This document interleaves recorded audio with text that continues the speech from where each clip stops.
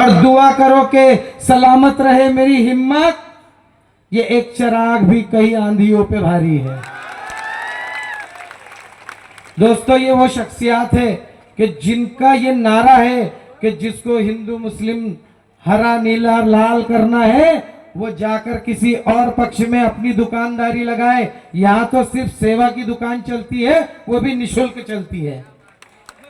ये सेवा की दुकान है भाई। प्रहार जो मंच है वो सेवा की दुकान है और यहाँ पे सेवा निशुल्क दी जाती है। तो जिसको निशुल्क सेवा करनी है और दुनिया में खिदमत करनी है और आखिरत में उसका अज्र लेना है, क्योंकि इस्लाम भी कहता है कि नमाजों से जन्नत मिलती है और खिदमत से खुदा मिलता है। तो जिसको खुदा मिल जाए उसको जन्नत की जरूरत है क्या? तो हम खिदमत करने वाले लोग हैं और खादिम लोग हैं, हम लोगों की सेवा करना जानते हैं। यहाँ पर जैसा मैंने आपको बताया कि लोग आएंगे, आपको बहलाएंगे फुसलाएंगे, मुसलमानों में मुसलमानों को भेजेंगे, हिंदुओं में हिंदुओं को भेजेंगे।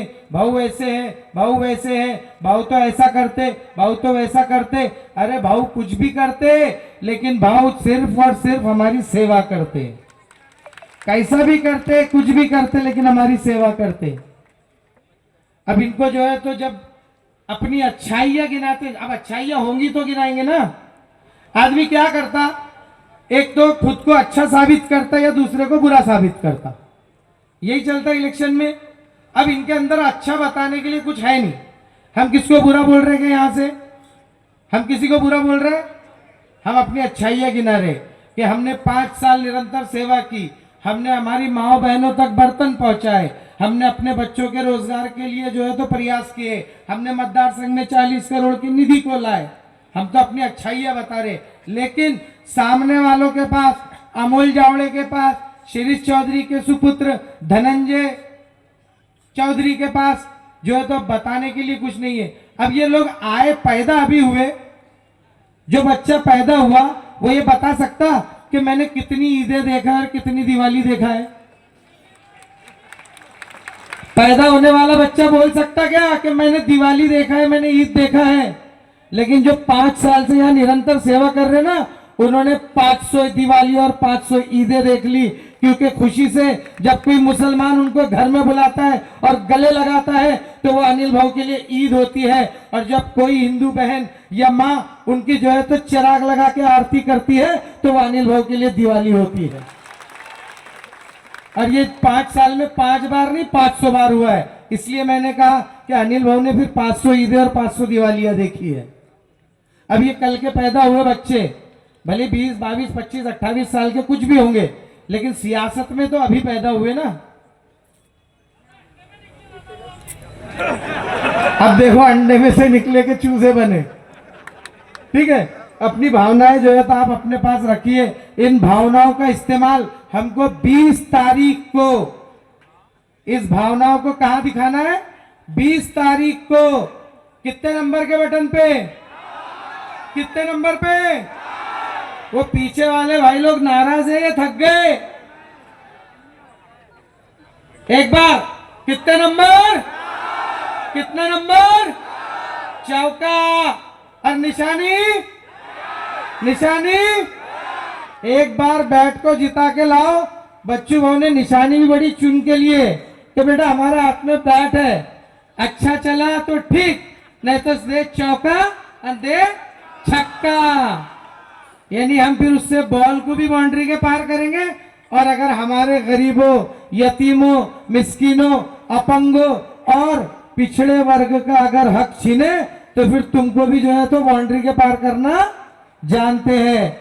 ये वो शख्सियत है जो कहीं भी खड़े रहकर लोगों के हक के लिए लड़ते हैं और लोगों के लिए लड़ाते नहीं बल्कि लोगों को मिलाते हैं, इत्तेहाद का और इत्तेफाक का और अमन सुकून का पैगाम देते हैं। बता दो कि बच्चू भाऊ के एरिया में कभी दंगे सुने?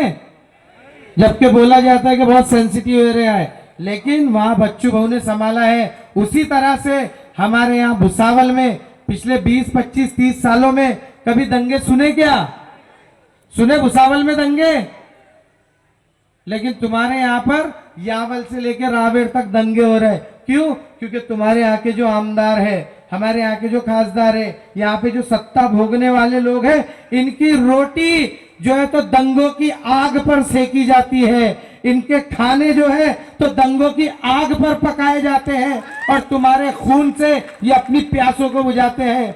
ये तुम्हारे बच्चों को रोजगार देने की बात नहीं करेंगे, ये तुम्हारे बच्चों को शिक्षण देने की बात नहीं करेंगे। अरे यार, एक बात बता दो कि यहाँ जितने लोग बैठे हैं, इसके अंदर से एक आदमी उठ के खड़ा रह के बोल दो कि शिरीष चौधरी के इतने सारे संस्थान हैं, इतनी सारी संस्थाएं हैं, स्कूल है, कॉलेज है, कितने अल्पसंख्यक के बच्चे वहां पर नौकरी पर है। अरे नौकरी तो छोड़ो, मेरे को तो बदनसीबी की बात ये लगी, सबसे बुरी बात ये लगी कि जब मैं पाल में गया तो भाऊ पाल की तरफ इनकी एक स्कूल है, ये स्कूल में अल्पसंख्यक के बच्चों को एडमिशन तक नहीं देते, और ये जो है तो मुसलमानों के हमदर्द बनने की बात करते हैं।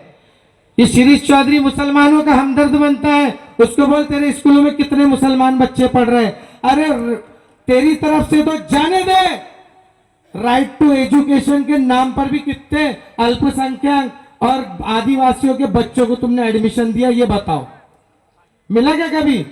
अरे जो सरकार योजना दे रही राइट टू एजुकेशन का, हर स्कूल में कोटा होता है कि वहां पर गरीब और अल्पसंख्यक बच्चों के लिए कोटा होता है, जिनको फ्री में एडमिशन दिया जाता है। प्राइवेट स्कूलों में इन्होंने वो तक खा गए, ये तुम्हारे बच्चों को एजुकेशन नहीं दे सकते,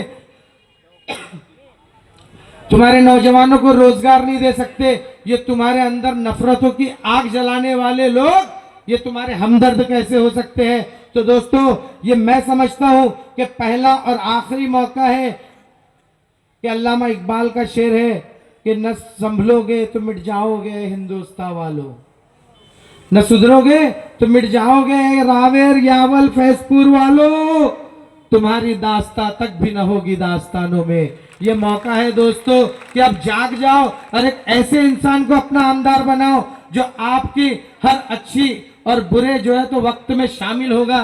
तो आने वाली 20 तारीख को एक आखिरी अपील करूंगा और आप लोगों से ये वादा लूंगा कि आप लोग 20 तारीख को अपने घरों से बिना किसी लालच के निकलेंगे, बिना किसी जो है तो इनके झूठ में पड़े निकलेंगे, क्योंकि ये क्या करेंगे आखिरी दिन, आरे आरे आरे आरे क्या करते हैं, आरे, उनका एक बंदर आएगा, डुगडुगी बजाएगा, 5,000 रुपए जेब में लाएगा, 6 घरों में पैसे देगा और लालच दिखाकर भाग जाएगा, कहेगा आरे आरे आरे आरे, अभी भाग जाएंगे, पुलिस का नाम, अरे पुलिस आ रही, भाग गए, तो ये लालच देंगे।